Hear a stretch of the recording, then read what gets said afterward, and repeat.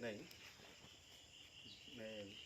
BTR सरकारा super 50 mission लानानै बड'लेण्डनिफ्राय बा BTR निफ्राय IS बा IPS बा SCS अफिसार जानो हानाय बायदि UPSC आरो APSC नि थाखाय कोचिं क्लास होनायनि मोनसे बेबस्था खालामदों आरो बिनि थाखाय मोनसे रिटेन टेस्ट जायो आरो बे रिटेन टेस्टआव बा बड'फा सुपार 50 बे मिशनाव एडमिशन मोननो थाखाय पानबारि हादाननि सासे मेलेम गोनां फरायसा मथुरा ब्रह्मआ पास जानो हाबाय।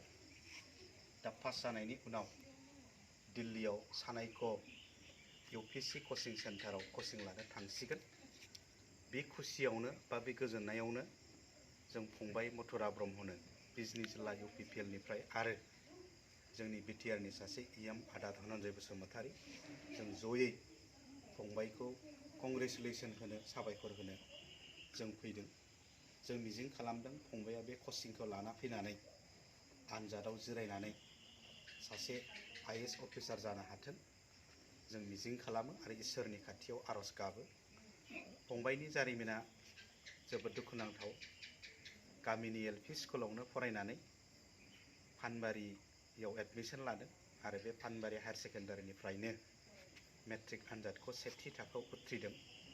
बेनि उनाव एडमिशन लानो थाखाय जोबोद खस्थ'मोन।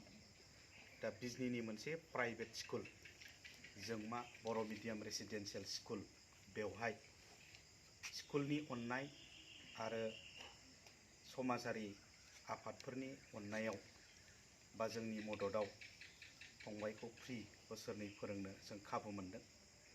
बिनिफ्राय हायर सेकेन्डारि पास जानानै बिजनी कलेजाव फरायदों। बिजनी कलेजाव दा लास्ट सेमिस्टार आनजाद लिरबाय, रिजाल्ट ओंखारथ'वाखै।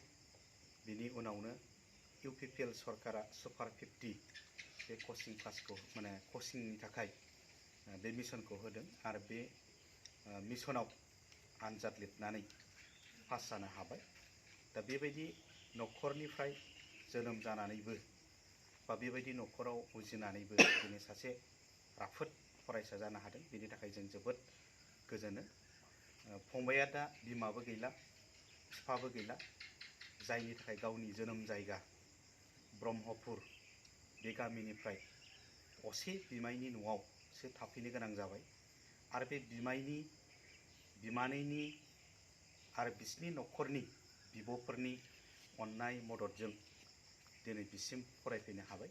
दा बेबायदि दुखु जारलानि गेजेरजोंबो फरायबोनानै फंबाया सासे राफोद फरायसा जानो थांगासिनो दं बा जागासिनो दङ।